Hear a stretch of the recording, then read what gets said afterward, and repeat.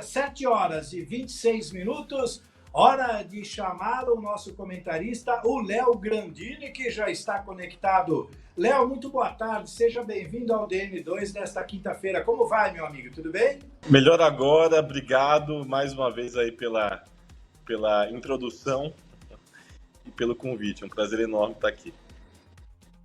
Léo, hoje nós escolhemos um assunto para falar, que é um assunto que tem criado muito debate e até polêmica em alguns círculos e discussões.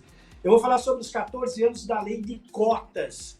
Uma média dos cotistas que se graduam supera a dos demais estudantes. Para ilustrar o seu comentário e o nosso bate-papo, eu vou chamar esse VT para que você possa, depois, com base nas imagens, e o nosso telespectador também acompanhar o seu comentário, porque quase metade dos alunos que ingressaram em universidades e institutos federais via políticas alternativas, como as cotas, por exemplo, concluiu aí a graduação, que é uma ótima notícia, porque eles entraram através dessas medidas e cumpriram o seu papel diante do benefício que lhe foi concedido.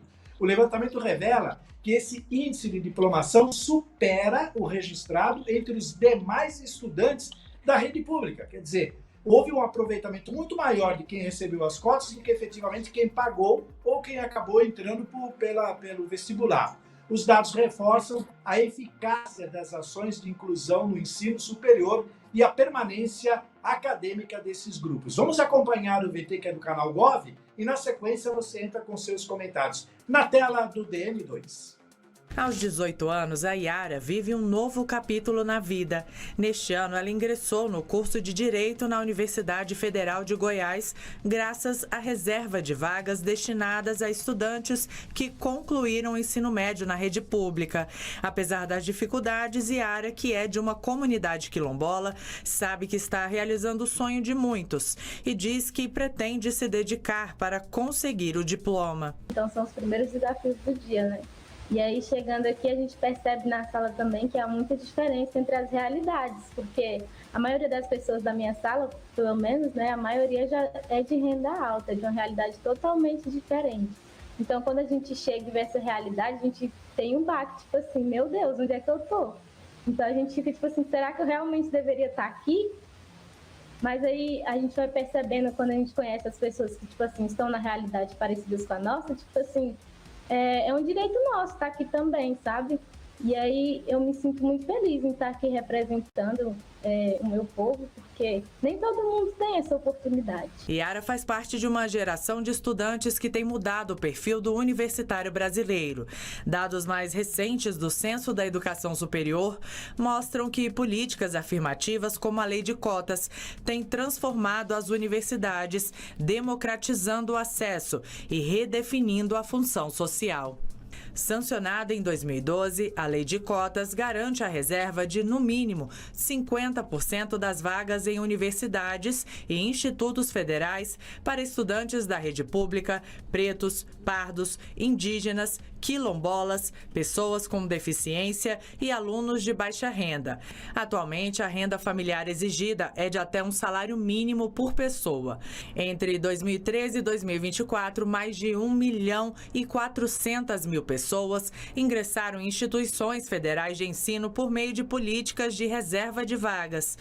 Nos processos seletivos do SISU, do ProUni e do FIES, cerca de 2 milhões de cotistas ingressaram em cursos de graduação desde a adoção desses mecanismos. O censo indica ainda que 49% desses estudantes que ingressaram no ensino superior por ações afirmativas concluem seus cursos e são diplomados, índice superior ao registrado entre os demais ingressantes, que foi de 42%. A Jaqueline é professora da Universidade Federal de Goiás e acompanha estudantes cotistas há algum tempo. Segundo ela, o resultado mostra o avanço das políticas afirmativas, não só no acesso desses alunos, mas na formação e preparação para a vida. Nós temos, assim, cada vez mais um avanço significativo no sentido de que mais e mais estudantes que são cotistas, eles estão se qualificando, diplomando e indo para os espaços de trabalho com a qualificação que nós, né, que as instituições públicas federais sempre prezou. Então, é importante dizer, né, que apesar dos desafios iniciais, eles vão sendo superados a partir de todo um trabalho colaborativo que é desenvolvido dentro das instituições, e isso resulta em profissionais cada vez mais capacitados, cada vez mais qualificados e, inclusive, profissionais que estão ocupando espaços e estão contribuindo para o crescimento do país, estão em espaços estratégicos de lideranças. Muito bem, Léo. Está aí para você fazer o seu comentário, então, sobre essa questão das cotas estudantis e os resultados positivos que foram apurados aí nesses 14 anos. Essa reportagem, ela exemplifica muita coisa de maneira didática, né? Primeiro que ela desmistifica um preconceito que paira partes da sociedade brasileira de que estudantes cotistas são estudantes preguiçosos, estudantes que entraram sem mérito, estudantes que não são esforçados. E do ponto de vista estatístico, a estatística prova justamente o contrário, que 49% de estudantes concluem os cursos, que é um número ainda baixo, que precisamos superar a partir de políticas de permanência estudantil, né, como, por exemplo, agora os estudantes cotistas vêm cobrando na USP, na Universidade de São Paulo, em decorrência do péssimo serviço do bandejão, né, foram encontrados larvas, insetos na comida dos estudantes. Os estudantes enfrentam filas de 1 hora, 1h30, 2 horas, e aqueles estudantes que precisam trabalhar não conseguem aguardar uma fila desse tamanho para poder almoçar. Então, infelizmente, mais de 50% desses estudantes não concluem o curso justamente por ausência de políticas de permanência estudantil, né? Então, é fundamental a gente não só discutir políticas afirmativas para que estudantes pretos e periféricos entrem em universidades públicas e privadas, mas também políticas de permanência estudantil nessas universidades, né? Enquanto estudantes que adentraram a partir do vestibular comum, da ampla concorrência, o número é ainda menor de permanência, né? O que também é muito grave, né? É uma coisa monstruosa, mas mostra a mudança, né? Quando que uma mãe, né, trabalhadora, né, uma mulher simples que trabalha em casa de família nos anos 2000 conseguiria imaginar que os seus filhos entrariam em uma grande universidade pública, em uma grande universidade privada, a partir de políticas públicas do governo do presidente Lula.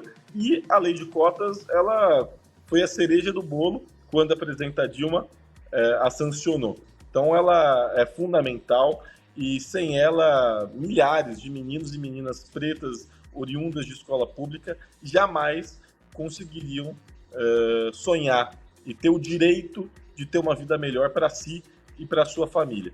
Em relação aos institutos federais, não vamos nem comentar, porque os institutos federais eles têm índices educacionais semelhantes a países como Coreia do Sul, né? Os institutos federais são referência não só para o Brasil, para a América Latina, mas para o mundo, inclusive para aquilo que a gente chama de mundo desenvolvido.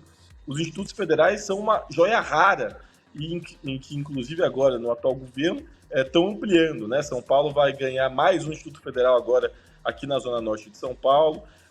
O interior também está recebendo outros institutos federais que possuem índices parecidos, semelhantes com países como Coreia do Sul, tigres asiáticos. Então, mostra o sucesso, né? Quando que imaginaríamos que uma universidade como a USP, metade dessa universidade teria estudantes oriundos de escolas públicas. Hoje, metade da USP é oriunda de escola pública, né? Isso é um avanço sensacional e é um mérito do governo. Tá certo. Bom, só para complementar, como você disse, a matéria ela foi extremamente direta, objetiva na sua conclusão sobre os fatos durante esses 14 anos. Você também fez um comentário aí excelente em relação aos benefícios dados a essas pessoas, lembrando que dentre os benefícios que o governo concedeu, ele também estendeu, inclusive, os horários das creches para que as mães pudessem ingressar nas universidades por meio do projeto também, por meio do benefício. E olha, o impacto social que isso criou desde a sua criação lá, foi 1,1 milhão de estudantes que ingressaram até 2026, quer dizer, um número extremamente alto no que se diz respeito à educação. E em 2023 também trouxe aí umas mudanças muito importantes, que foram as entradas dos cotistas com pessoas aí que tinham deficiências. Quer dizer, eu acho que tudo isso, né, ajudou demais na questão social e principalmente na questão de educação. Léo, o que você acha, para a gente concluir, como seriam os próximos passos? A manutenção do que é feito até hoje ou é preciso adequar mais alguma coisa? Para a gente encerrar. Veja, eu avalio que é uma política exitosa, né? E eu compactuo com aquilo de que o time que está ganhando não se mexe. É evidente que é preciso discutir certas ampliações. Agora há uma discussão a respeito de incluir pessoas trans também no rol dos beneficiados pelas cotas, né? Eu acho que é um debate que precisa ser feito de maneira séria, né? Até porque é uma categoria que é muito marginalizada, que vive à margem da sociedade, cuja expectativa de vida é de pouco mais de 35 anos de idade, comparada ao restante da população cisnormativa, que é de 75 anos de idade. Então, é importante discutir. E é preciso ampliar também aquilo que a gente chama de políticas de permanência estudantil. Acho que isso é mais importante ainda do que a gente aprimorar a lei de cotas, que, ao meu ver, é ideal, né? Mas é preciso criar condições para que esses estudantes de baixa renda permaneçam na universidade. Porque entrar é importante, mas permanecer é mais ainda, né? E a gente está vendo que as universidades elas não estão cumprindo esse papel. E o poder público não está fiscalizando e punindo aquelas que deveriam cumprir esse papel, né? É preciso que as universidades públicas elas ofereçam uma logística, especialmente naquilo que a gente chama de política de permanência estudantil, que engloba alimentação, opções também para lazer, enfim, e também que abra também portas para o mercado de trabalho, porque não é simplesmente o estudante de baixa renda entrar, ele precisa continuar na universidade e para isso ele precisa ter condições materiais para fazê-lo. Então, isso é mais importante do que eventuais emendas à lei de cotas.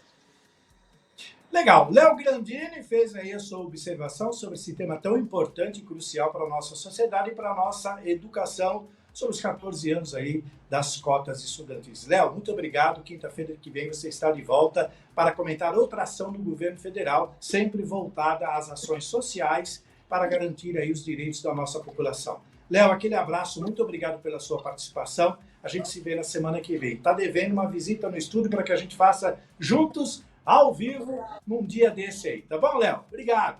Vamos sim. Vou tentar fazer o máximo para a semana que vem estar aí. Tá Perfeito. bom? Aquele abraço. Obrigado, Léo Grandini, que fez aí os seus comentários dentro do seu quadro.